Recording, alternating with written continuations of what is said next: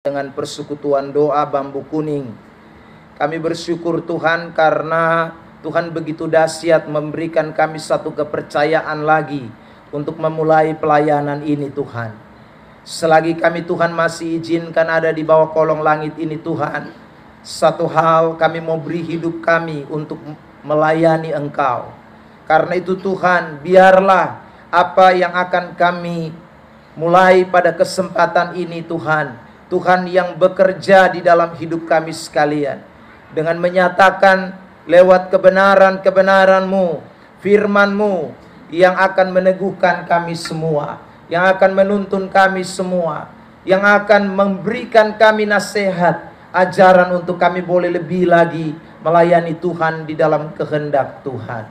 Terima kasih Tuhan Yesus, Allah begitu dahsyat, Allah begitu luar biasa. Tuhan, kami semua yang hadir ini menyadari kami penuh keterbatasan.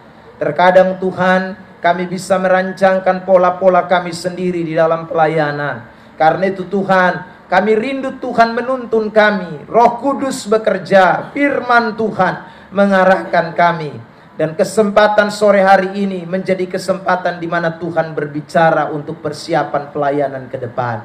Nyatakan firman-Mu, bukakan setiap rahasia kebenaran-Mu Tuhan.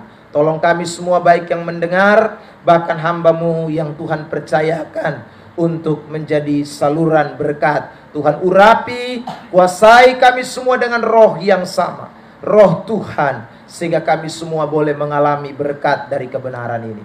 Di dalam nama Tuhan Yesus Kristus, kami serahkan jam pemberitaan ini dari awal, pertengahan sampai akhir. Semua kita yang siap diberkati sore hari ini bersama saya, katakan amin. Shalom. Mari kita buka Alkitab kita dari kitab 2 Timotius pasal yang kedua, ayat yang pertama sampai dengan ayat yang ketiga. Kitab 2 Timotius pasal 2 ayat yang pertama sampai dengan ayat yang ketiga. Kita akan membaca teks firman Tuhan ini. Saya membaca ayat 1, Bapak Mama Saudara ayat 2, dan di ayat yang ketiga kita akan membacanya bersama-sama. Sudah temukan boleh katakan amin. 2 Timotius 2 ayat 1. Sebab itu hai anakku, jadilah kuat oleh kasih karunia dalam Kristus Yesus. Ayat 2.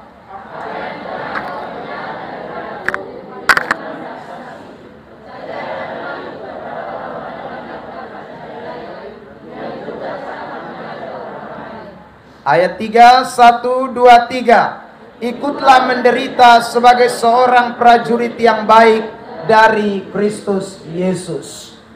Yang berbahagia adalah kita semua yang telah membaca firman Tuhan ini, merenungkannya dan melakukannya hari lepas hari. Shalom. Shalom. Shalom.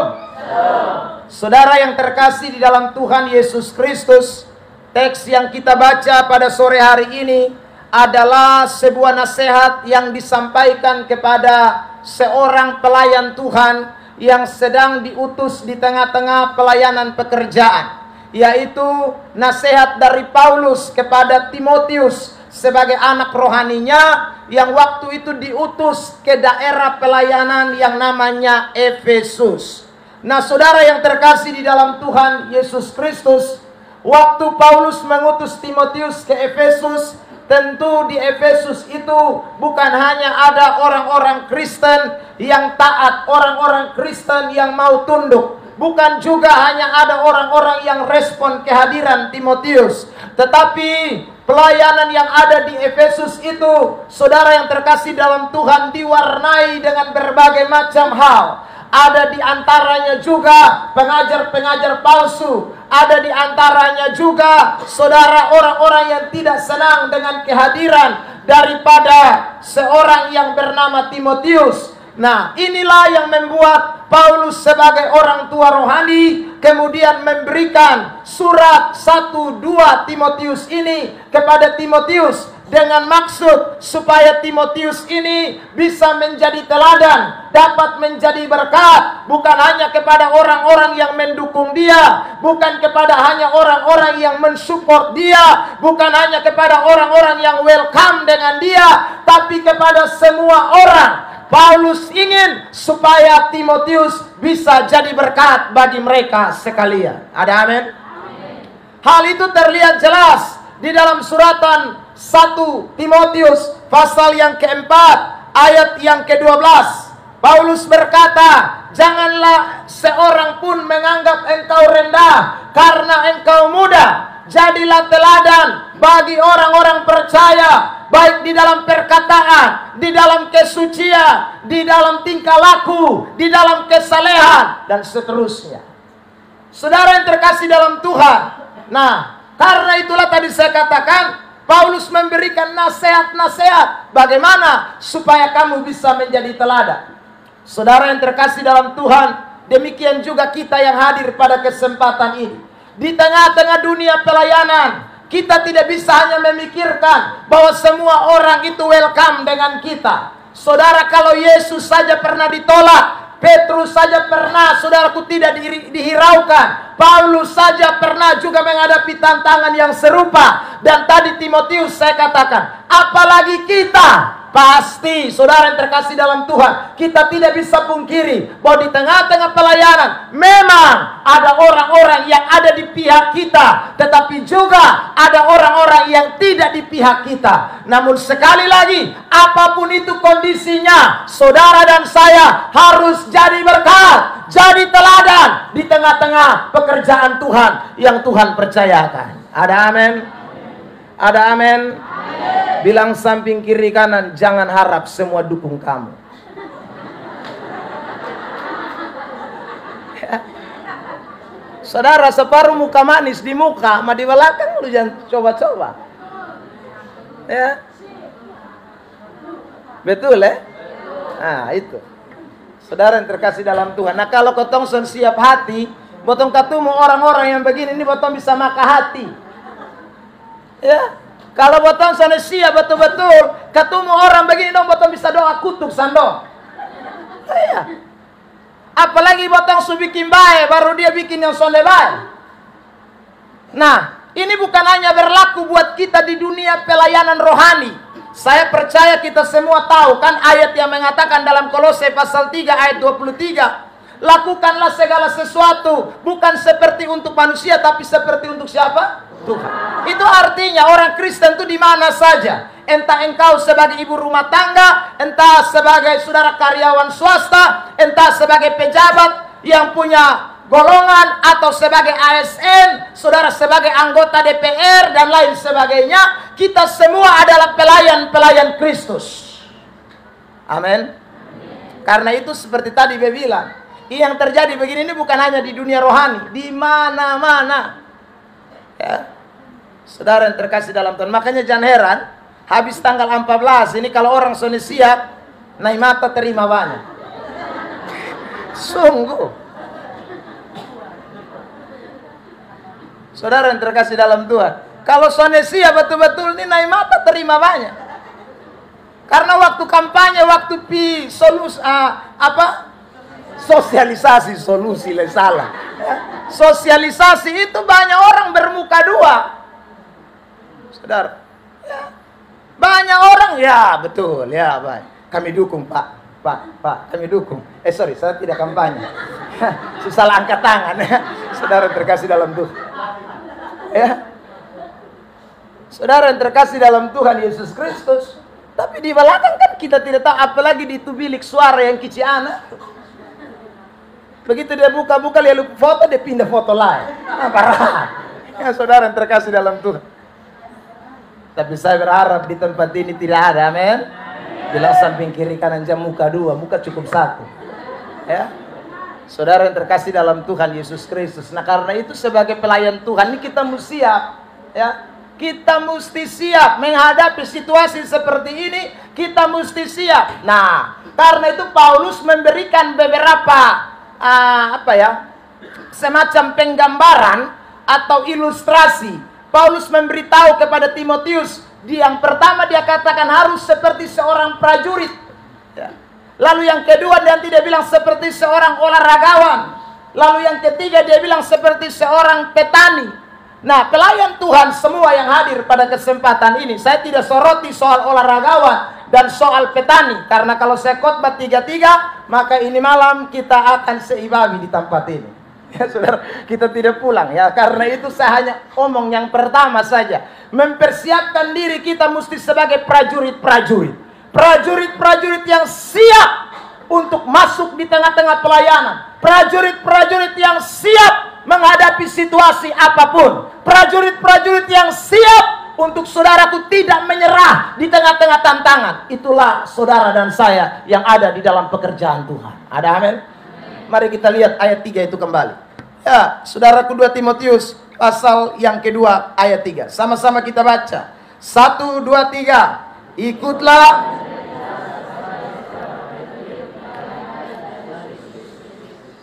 Ikutlah menderita sebagai seorang prajurit yang baik dari Kristus Yesus. Saudara yang terkasih dalam Tuhan, ada kata menderita di sana. Nah, itu yang tadi saya bilang. Kita akan berjumpa dengan situasi-situasi yang tidak enak di tengah-tengah pelayanan ini. Ya, di tengah-tengah pekerjaan Tuhan. Dan bahasa Paulus itu bahasa yang dipakai dalam penderitaan. Karena itu dikatakan kita harus menjadi seorang prajurit yang baik. Dalam terjemahan King James dikatakan good soldier of Jesus Christ. Artinya, saudaraku, tentara yang baik. Bilang samping kiri kanan, kamu tentara. Haleluya. Amin. Ya, soldier kita ini, tentara kita ini. Ya. Karena itu tema khotbah saya hari ini adalah tentara Kristus yang baik. 1, 2, 3 sebutkan. Tentara Kristus yang baik ini yang sanggup menghadapi situasi di tengah-tengah pelayanan. Tentara Kristus yang baik ini yang saudara yang terkasih dalam Tuhan akan mampu menghadapi apapun di tengah-tengah pelayanan. Makanya saudara yang terkasih dalam Tuhan, pelayan Tuhan itu mesti jadi tentara.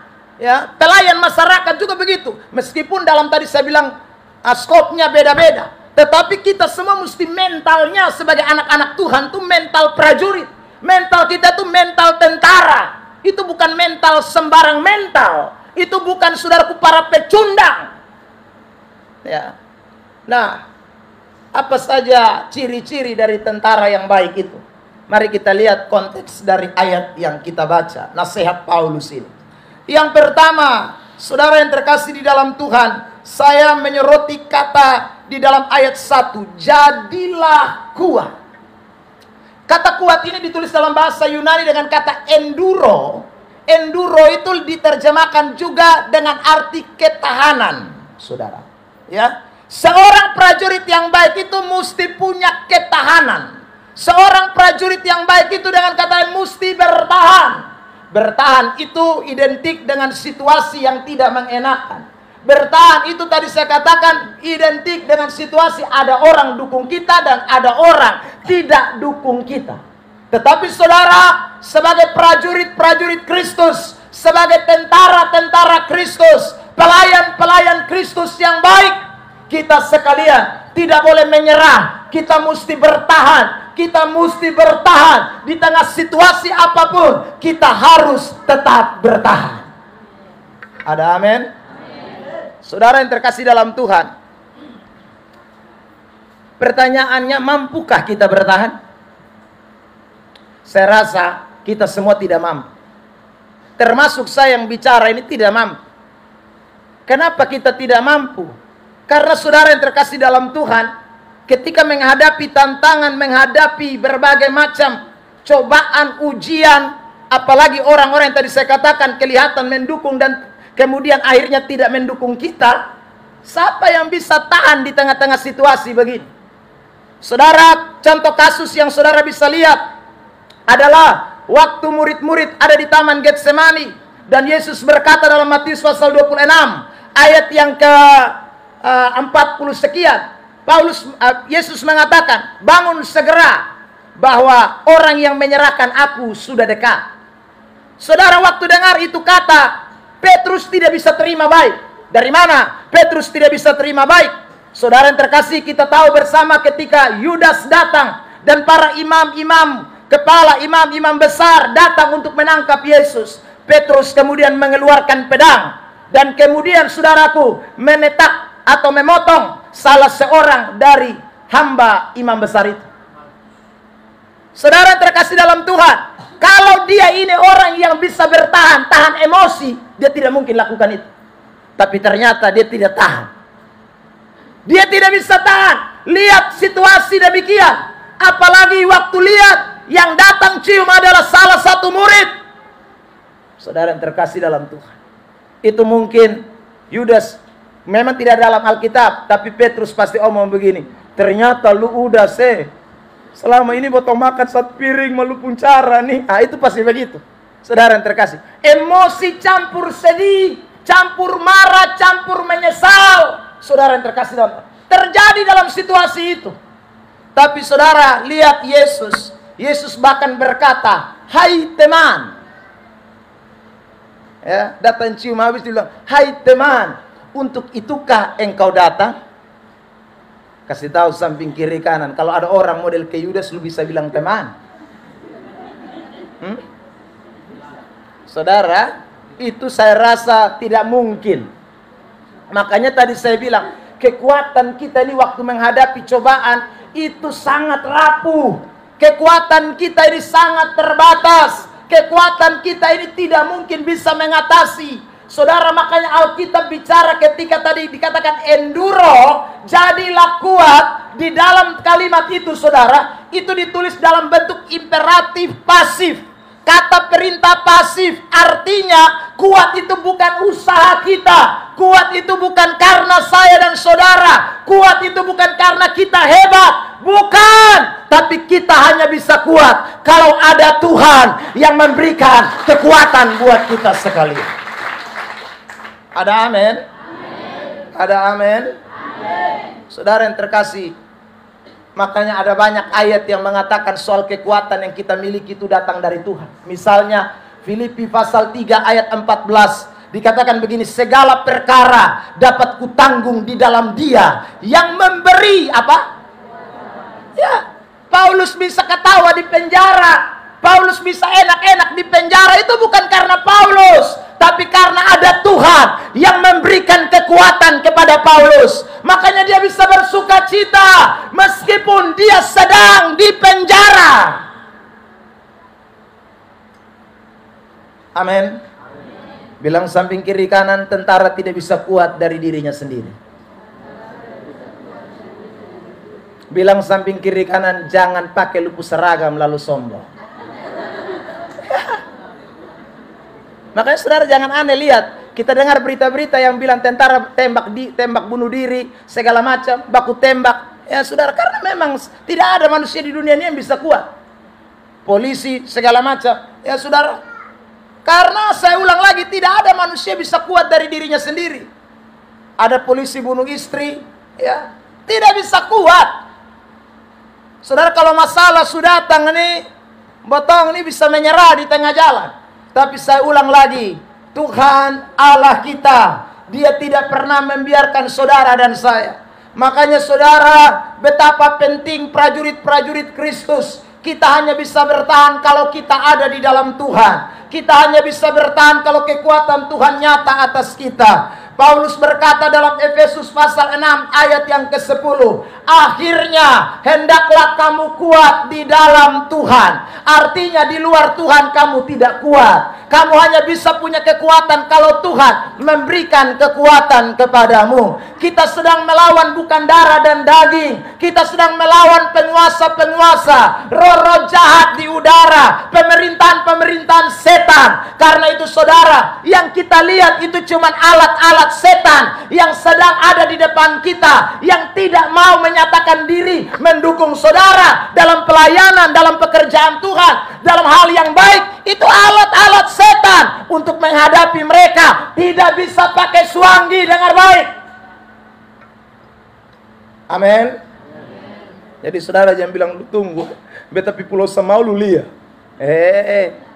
Ya saudara, Anak-anak Tuhan, kita punya kekuatan ada di dalam Tuhan. Amin. Ada amin. Saudara yang terkasih, kalau kita kuat di dalam Tuhan, tantangan boleh datang, masalah boleh datang, cobaan boleh datang, penderitaan boleh datang, kesulitan boleh datang, hal-hal tidak menyenangkan boleh datang, tetapi Tuhan akan berikan kekuatan kepada kita. Beri tepuk tangan yang terbaik buat Tuhan Yesus Kristus. Hanya saya heran, banyak orang tidak suka duduk di hadirat Allah. Bagaimana kamu mau kuat? Orang banyak lebih suka duduk di kursi manis. Orang banyak lebih suka duduk di kursi istana, kursi kenyamanan. Dia tidak suka duduk di dalam hadirat Tuhan. Kalau kamu duduk di kursi manis, kamu duduk di kursi jabatanmu, kamu duduk di kursi yang enak, pangkatmu, kau tidak bisa kuat. Satu saat kau akan jatuh dari kursimu itu. Tapi kalau kau duduk di hadirat Allah, Allah akan berikan kekuatan kepadamu, sehingga engkau akan terbang seperti Raja Wali yang tidak akan pernah lelah dan lesu. Beri tepuk tangan yang terbaik buat Tuhan. Tanya samping kiri kanan, mau duduk di kursi mana? Ya, duduklah di kursi hadirat Allah. Amin. Meski saudara sudah ada duduk di kursi jabatan, jangan lupa kursi hadirat Allah. Karena kursi jabatanmu tidak bisa membuat engkau bertahan. Enduro, tidak bisa. Saudara yang terkasih dalam Tuhan. Ya, meskipun saya punya kursi-kursi pendeta. Kalau di Gemit, kursi ketua majelis jemaat. Kalau kami di karismatik, kursi gembala. Kursi gembala banyak yang hancur. Banyak kursi pendeta runtuh. Tapi saya ulang, kursi yang hanya bisa bertahan adalah kursi di hadirat Allah. Beri tepuk tangan terbaik buat itu. Saudara yang terkasih dalam Tuhan, makanya ada ayat terkenal nih. Mari kita baca nih, Yesaya 40 ayat yang ke-28 mulai. Yesaya 40 ayat 28 mulai. Kitab Yesaya pasal 40 ayat yang ke-28 mulai sampai dengan 31. Saya minta dalam hitungan ketiga jemaat akan membaca ayat-ayat ini. Yesaya pasal yang ke-40. Baik, kalau sudah temukan boleh katakan amin. Luar biasa. Mari baca bersama-sama dalam hitungan ketiga. Jemaat, 1, 2, 3.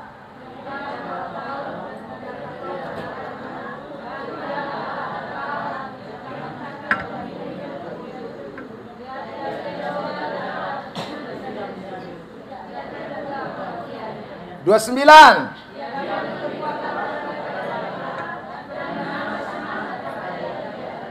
30.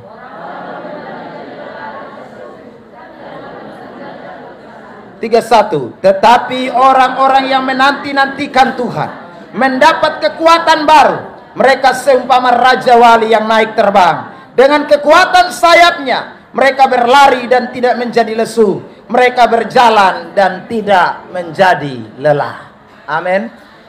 Ada amin? Makanya saudara, pilihlah pemimpin-pemimpin yang ada di hadirat Allah. Saya tidak sedang kampanye ini, tapi saya mau ajak saudara. Kalau lihat orang Kristen, Anda pilih-pilih yang duduk di hadirat Tuhan. Jangan yang baru nongol ke gereja atau nongol di persekutuan doa karena mau caleg, angka buang.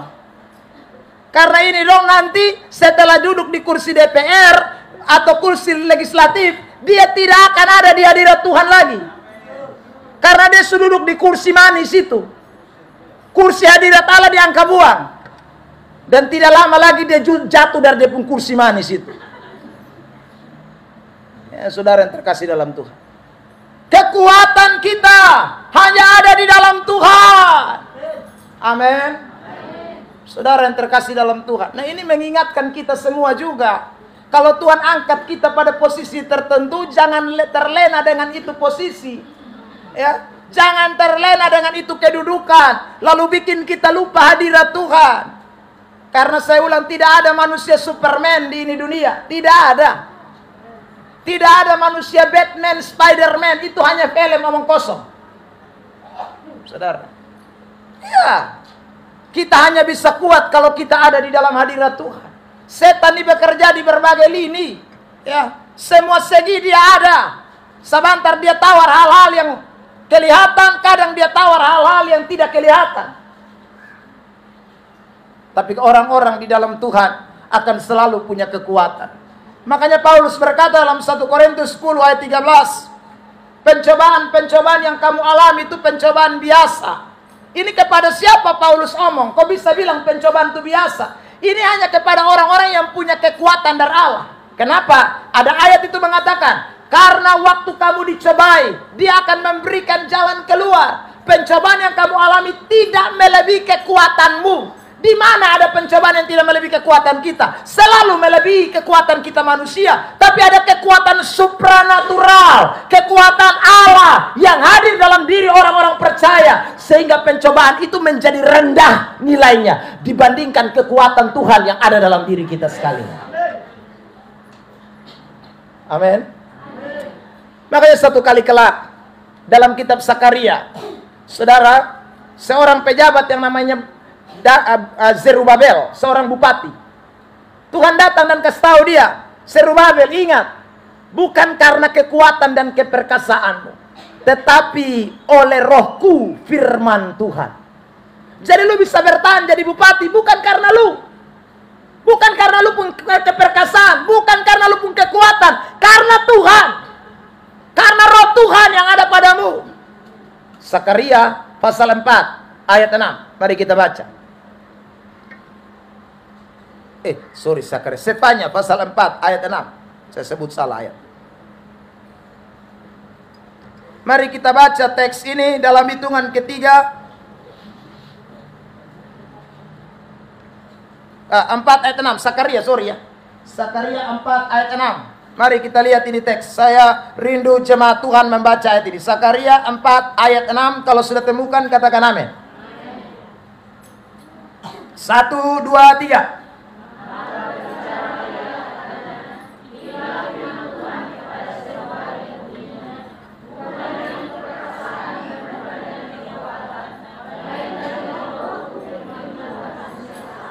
Melainkan dengan Rohku, firman Tuhan semesta alam. Jadi kalau bukan Roh Tuhan, Zerubabel tidak jadi apa-apa. Di bagian contoh yang lain, saudara juga bisa lihat seorang yang bernama Daniel. Ini juga seorang pejabat pada waktu itu. Ya, dia juga tahu bahwa kekuatan dia itu bukan ada pada dirinya, dia tahu ada dalam Tuhan. Dari mana kita tahu bahwa kekuatan Daniel itu ada di dalam Tuhan? Satu hari Daniel berdoa 3 kali. Daniel pasal 6 ayat yang ke-10. Saudara terkasih dalam Tuhan, Daniel berdoa 1 hari 3 kali. 1 hari 3 kali. Untuk apa dia doa 1 hari 3 kali? Karena dia rasa kalau tidak kekuatan Tuhan tidak bisa. Dan kekuatan itu terlihat ketika dia dimasukkan ke dalam gua singa. Ketika dia dimasukkan ke dalam gua singa, Alkitab berkata, singa-singa itu mulutnya dikatupkan. Sehingga Daniel tidak ada apa-apa pun sedikit pun yang terganggu dalam hidupnya. Kalau bukan kekuatan Allah yang ada di dalam hidup Daniel, singa lihat Daniel turun, ini singa langsung bilang ini dulu. Ya, singa pu air malele langsung terkam, itu sana ada cerita. Tapi sekali lagi, orang-orang yang ada di dalam Tuhan memiliki kekuatan. Singa-singa ini adalah gambaran daripada setan-setan yang bekerja hari-hari ini. Di mana-mana setan ada. Karena Alkitab berkata seluruh dunia sedang dikuasai oleh roh jahat. Seluruh dunia ada di bawah kuasa setan. Saudara yang terkasih dalam Tuhan, kalau kita tidak kuat, kita akan hancur di tengah-tengah pelayanan. Tapi saya ulang, kalau kita ada di dalam hadirat Allah, doa, suka menyenangkan Tuhan, kekuatan dari Tuhan tak terbatas atas hidupmu. Engkau akan melewati hari lepas hari sebagai orang-orang yang akan meraih kemenangan lepas kemenangan, sebagai tentara-tentara Kristus yang baik, yang datang dan melapor kepada komandan, aku telah menang, bukan karena aku, tetapi oleh karena komandan yang memberikan kekuatan kepada aku di atas segala-galanya. Tepuk tangan terbaik buat Tuhan Yesus. Itu ciri prajurit yang baik. Ya, saudara dan saya, kita ditolong Tuhan.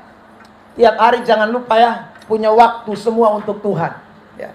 Saya ulang, sibuk apapun, sudah duduk di kursi apapun, jangan lupa duduk di kursi hadirat Allah. Beri waktumu kepada Tuhan, karena setiap hari kita mesti sadar, Tuhan, kalau bukan Tuhan pun kekuatan, beta sonde jadi apa-apa. Saya mau tutup bagian ini dengan satu teks. Yohanes pasal 15. Perhatikan ayat ini. Yohanes pasal yang ke-15, ayat yang ke-4 dan ayat yang ke-5.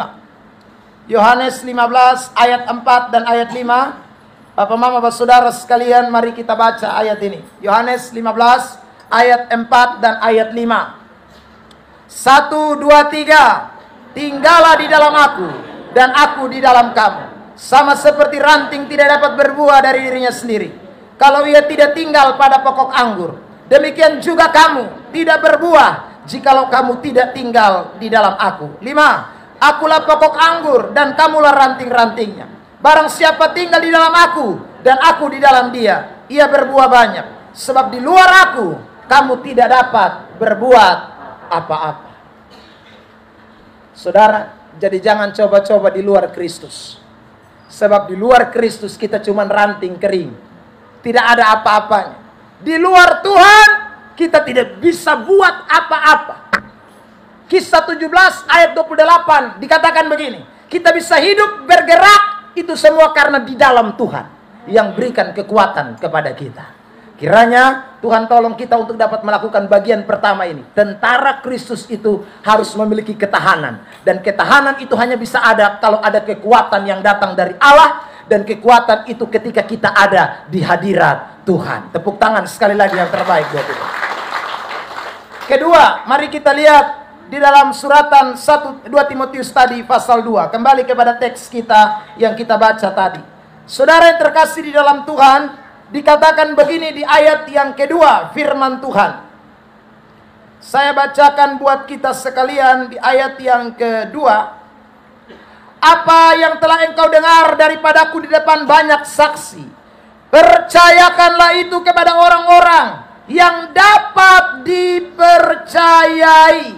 Saudara, dalam terjemahan bahasa Inggris itu saya kata faithful man. Artinya orang-orang yang setia, yang juga cakap mengajar orang lain.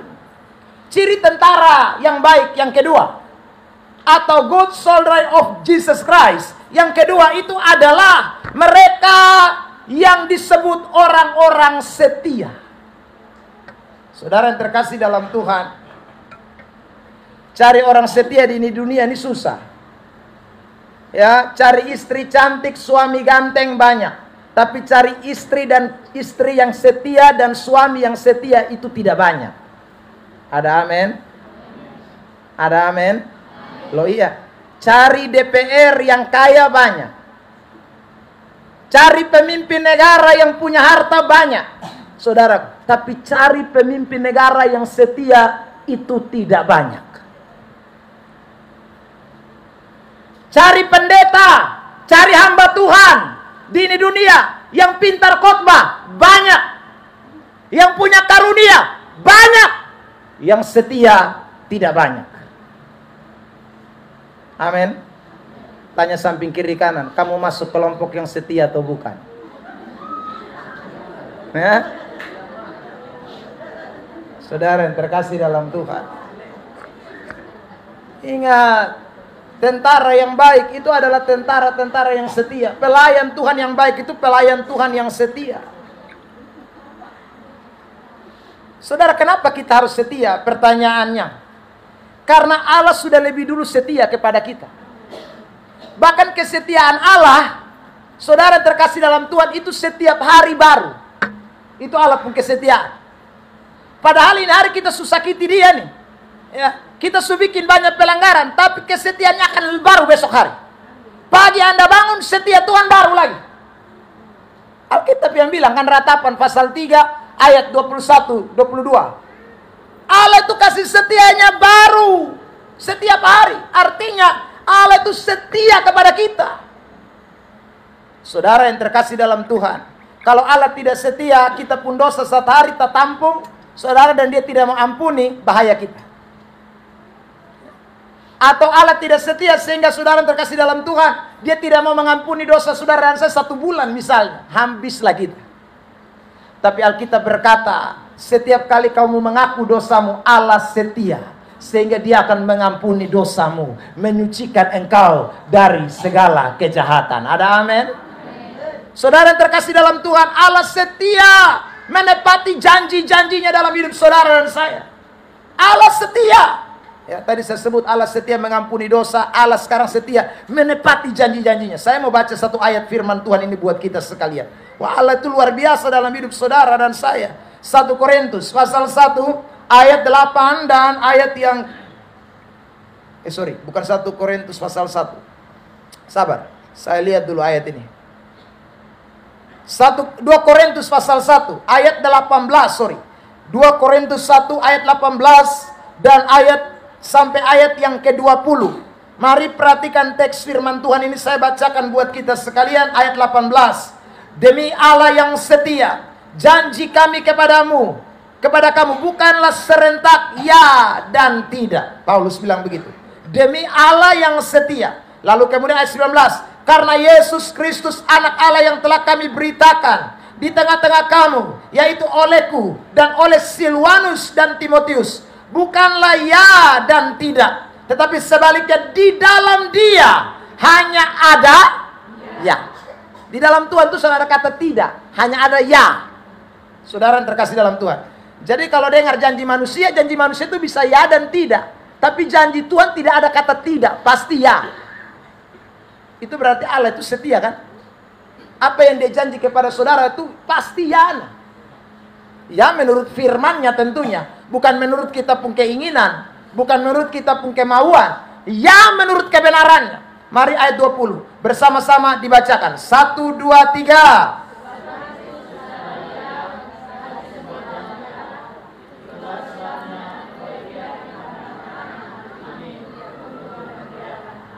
Kristus adalah ya bagi setiap janji Allah. Itulah sebabnya kita berkata kuat-kuat. Amin. Bukan nomor 1 ya. Amin. Ya, saudara terkasih. Saya ulangi, tidak ada nilai kampanye. Ya. Amin artinya pasti. Haleluya. Amin artinya Tuhan pasti lakukan itu buat saya. Jadi saudara yang terkasih dalam Tuhan, jangan dengar janji manusia, nanti Anda kecewa. Ya. Karena manusia janji itu bisa ya, bisa tidak. Tapi kalau Tuhan janji pasti ya. Beri tepuk tangan terbaik buat Tuhan. Saudara tadi sudah dengar kesaksian kan? Yang janji ini pemerintah. Tapi toh karena memang tidak bisa, manusia ini tidak ada yang bisa dipercayai dia punya kesetiaan. Harus dia bersandar kepada kesetiaan Kristus dulu. Kalau tidak kesetiaan Kristus atau kesetiaan Allah, janji palsu semua. Saudara yang terkasih dalam Tuhan. Makanya, untuk mendapatkan orang-orang yang setia, harus orang itu lebih dulu setia kepada Tuhan. Kalau dia sama Tuhan yang setia, sama dia aja nggak setia, gimana dong mau setia sama kita yang orang Jawa bilang bodoh aja. Saudara, mana bisa kok Tuhan yang setia sama dia, ampuni dia dosa tiap hari, kasih setia Tuhan baru tiap pagi, janji-janjinya tidak ada kata tidak, ya, itu saja dia tidak setia, apalagi kita. Saudara yang terkasih dalam Tuhan, karena itu kalau dengar janji-janji kampanye, jangan jadikan itu janji Tuhan, itu janji manusia. Banyak orang kan yang sakit hati gara-gara janji kampanye kan? Sudah, itu hari dia bilang begini, ma ternyata sudah. Siapa suruh lu percaya?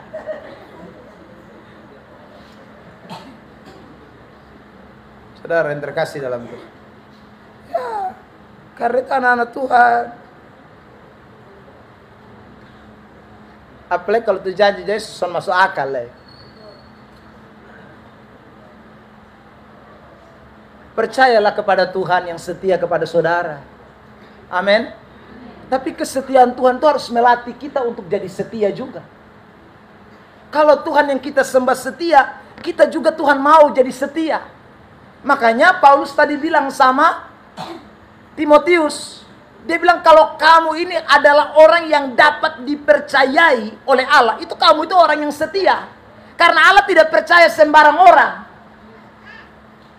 Allah itu mau mempercaya orang-orang yang setia.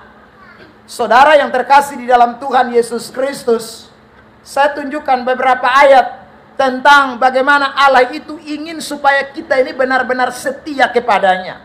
Amsal 19 ayat yang ke-22.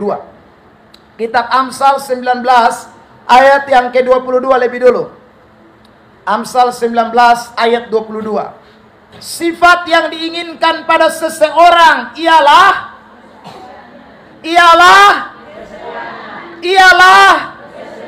lebih baik orang miskin daripada seorang pembohong. Ya. Jadi Tuhan ingin sifat apa? Kesetiaan.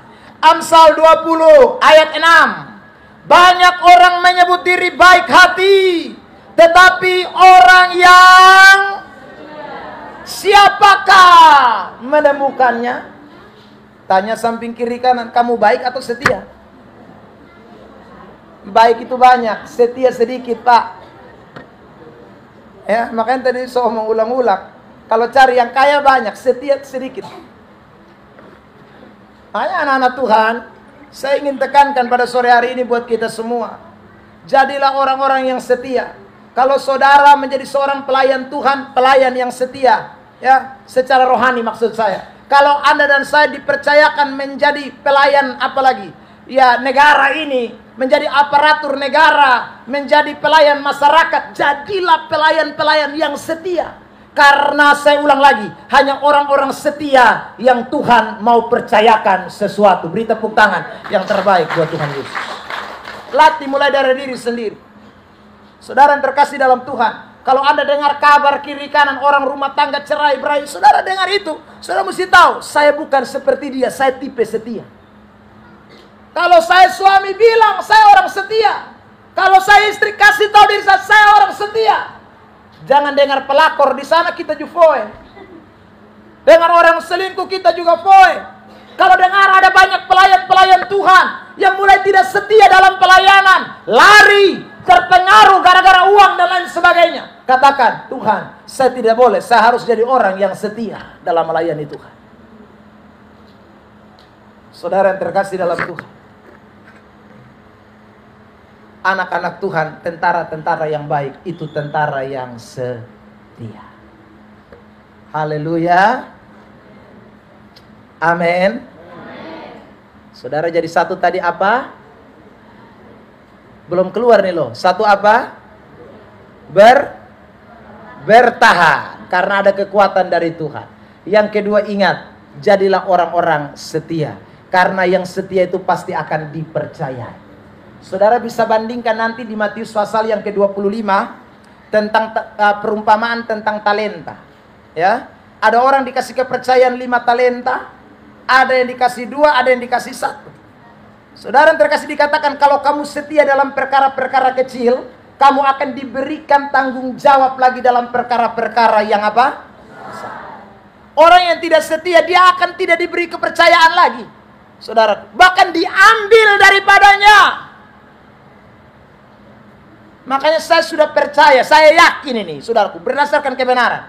Yang DPR yang calon ulang lagi, yang tadi putar balik itu tidak akan jadi lagi. Lu putar balik ini siapa mau pilih lagi? Karena lu pun gak janji putar balik semua. Dan itu firman Allah. Kalau masih ada saudara yang pilih, aduh keliru besar itu. Itu saudara pilih berdasarkan kemauan saudara. Berdoalah, Tuhan 14 ini bukan karena dia beta pun keluarga, bukan karena dia beta pun saudara, tapi dia orang setia, beta pilih dia. Amin. Saudara yang terkasih dalam Tuhan, saudara kandung sekalipun kalau makan doi yang tidak jelas, jangan pilih lagi. Dia bukan wakil Allah itu. Saudara yang terkasih dalam Tuhan, pilih orang setia. Jadi orang setia. Ini kita semua yang jadi pelayan Tuhan juga mesti sadari itu. Ya. Minta maaf, saya temukan di gereja tertentu, orang kalau mau pilih majelis diaken, nggak usah lihat kesetiaan orang. Bab tua kalau sumbang banyak nah, pilih dia. Ih, lu salah banyak tuh. Pilih tuh orang setia. Saudaraku, jadi dalam pelayanan, dalam apa, kau mesti jadikan orang-orang setia itu menjadi tolak ukur. Karena Tuhan suka dengan orang-orang setia. Tuhan tuh percaya orang-orang yang setia. Ayat terakhir untuk bagian ini, Amsal 3 ayat 3. Mari kita lihat ayat ini.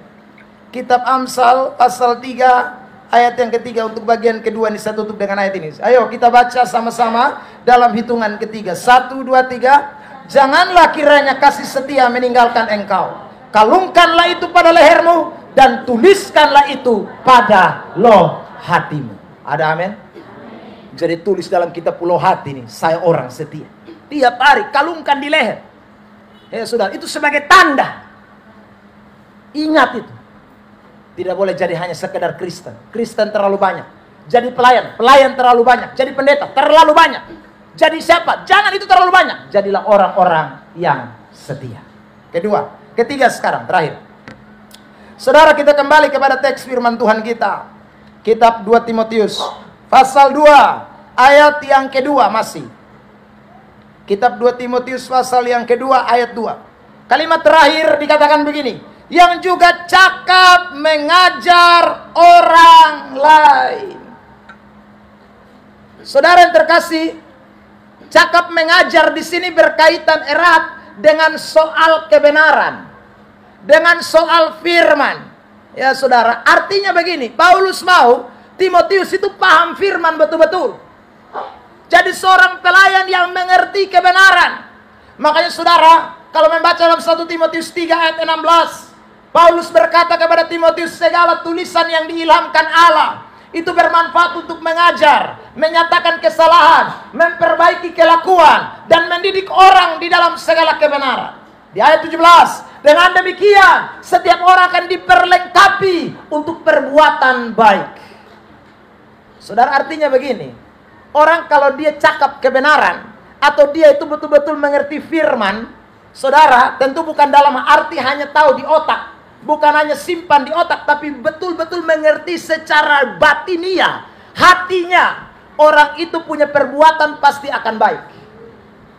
Makanya Tuhan mau jadi orang yang disebut tentara yang baik, atau prajurit yang baik, atau pelayan Kristus yang baik, itu mesti mengerti firman Allah. Saudara yang terkasih dalam Tuhan, sebab kalau tidak mengerti firman Allah, aduh berat. Saudara, dia pun uang, orang puang dia pikir dia puang, orang pu istri dia pikir dia pu istri. Itu karena sekali lagi dia tidak tahu kebenaran. Kalau itu orang belajar kebenaran sungguh-sungguh, pi gereja bukan hanya sekadar duduk tanganga, saudara, tapi betul-betul menikmati firman, menikmati kebenaran, itu akan membentuk itu orang. Makanya saudara, tadi saya katakan dalam suratan 1 Timotius 4 ayat 12, Paulus berkata jadi teladan. Tapi saudara, kalau perhatikan konteks dari Paulus bicara soal jadi teladan, Paulus ingatkan dia begini, sebelum aku datang bertekunlah setiap hari dalam membaca kitab suci. Artinya lu mau jadi teladan karena mana kalau lu baca firman Allah?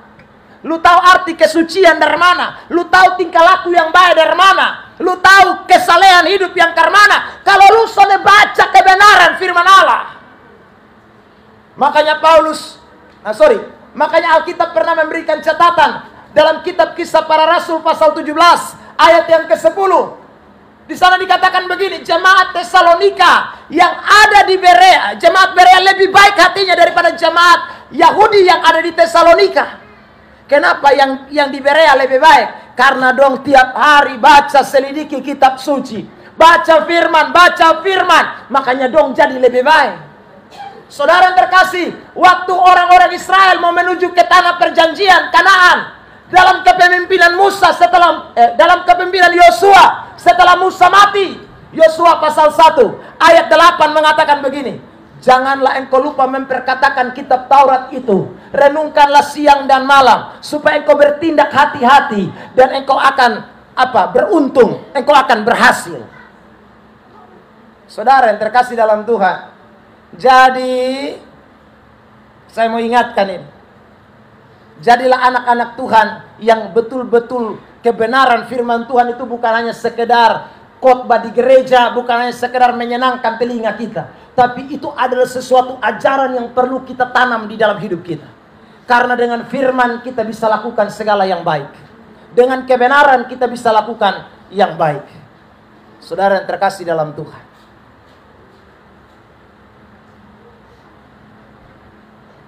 saya doakan beberapa caleg-caleg. Saudara yang terkasih dalam Tuhan, saya selalu kirim ayat lewat WhatsApp. Saya kirim. Maksud saya begini, lu baca firman. Sebab kalau soalnya firman ini botong parah berat. Seorang raja yang namanya Daud, saudara, dia bilang begini dalam kitab Mazmur 119. Ini kita biasa menyanyi, ayat 105. Firman-Mu itu pelita bagi kakiku dan terang bagi jalanku. Di ayat yang ke-11 dia bilang begini, saudaraku, aku menyimpan janji-janji-Mu di dalam hatiku, supaya aku tidak berdosa terhadap Engkau. Jadi orang kalau ada firman di dalam dia pun hidup pasti akan lurus. Hidup pasti akan baik.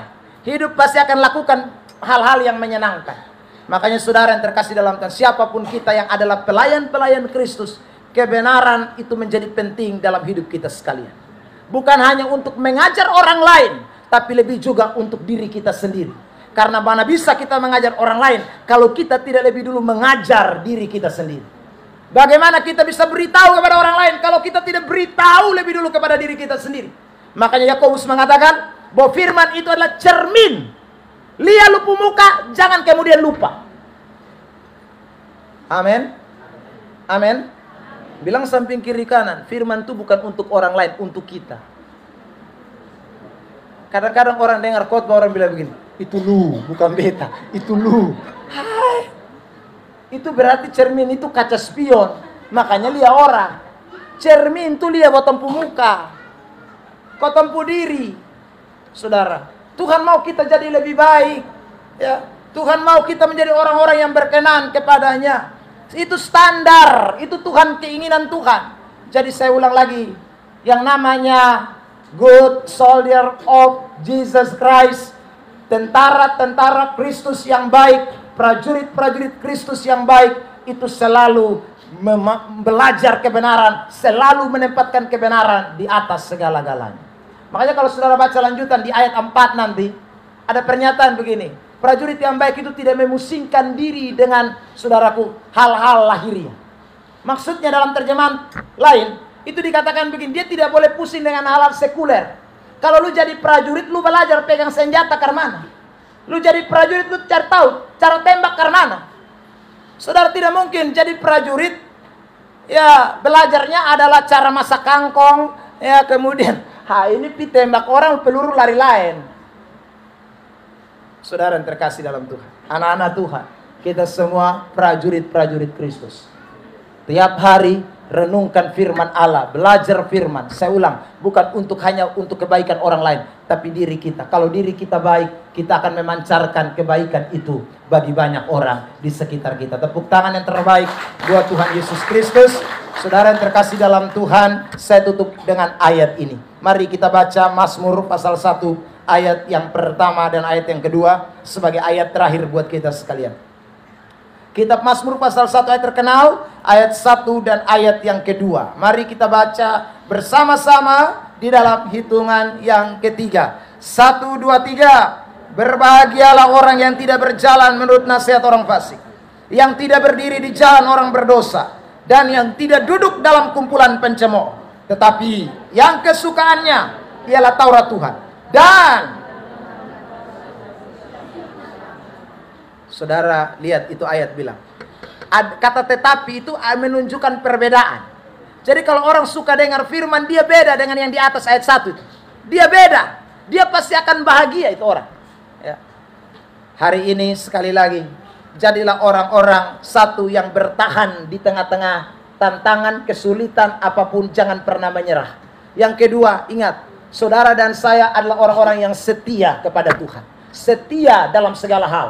Dan yang ketiga, kita adalah orang-orang yang cinta kebenaran firman Allah sebagai senjata-senjata rohani kita untuk ada di dalam peperangan-peperangan rohani.